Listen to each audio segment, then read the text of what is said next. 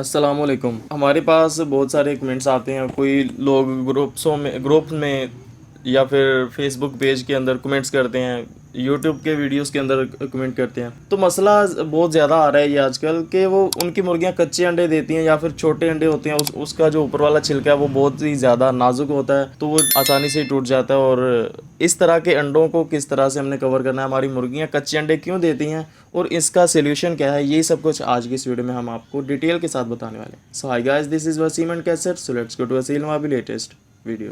اس پہ بات کرتے ہیں کہ یہ ہوتا کیوں ہے۔ یہ ہوتا ہے بھائی جان وٹامن کی کمی سے۔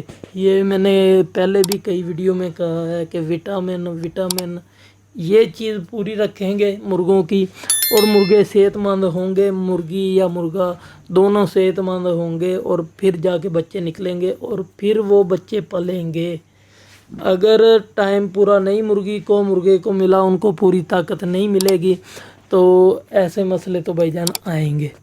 اگر اس چیز پہ آپ مثال کے طور پہ دیکھ بھال بھی نہ کریں مرغے کی، اور پھر جیسے پنجابی میں کہتے ہیں چوپڑیاں دے نالے دو، ایسے نہیں ہوتا بھائی۔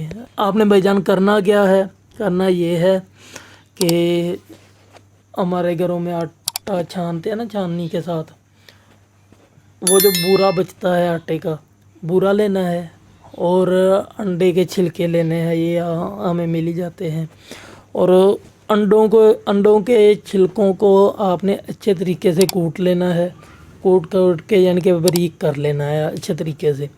اسے پھر وہ جو بورا ہے نا اس میں یعنی کہ مکس کر کے اچھے طریقے سے وہ اسے مرغیوں کو، جو بھی انڈے آپ کی مرغیاں کچے دیتی ہیں انڈے، یا انڈے یعنی کہ چھوٹے دیتی ہیں، یا کوئی بھی مسئلہ آ رہا ہے، دانے کے طور پہ گندم استعمال کریں۔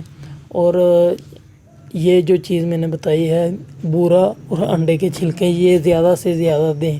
انشاءاللہ جی آپ کو بہت فائدہ ہوگا اور آپ کی مرغیاں جو ہیں کچے انڈے نہیں پھینکیں گی اور چھوٹے انڈے بھی نہیں دیں گی، اور انشاءاللہ انڈوں سے بچے بھی نکلیں گے۔ اچھا جی، دعاؤں میں یاد رکھیے گا۔ اللہ حافظ۔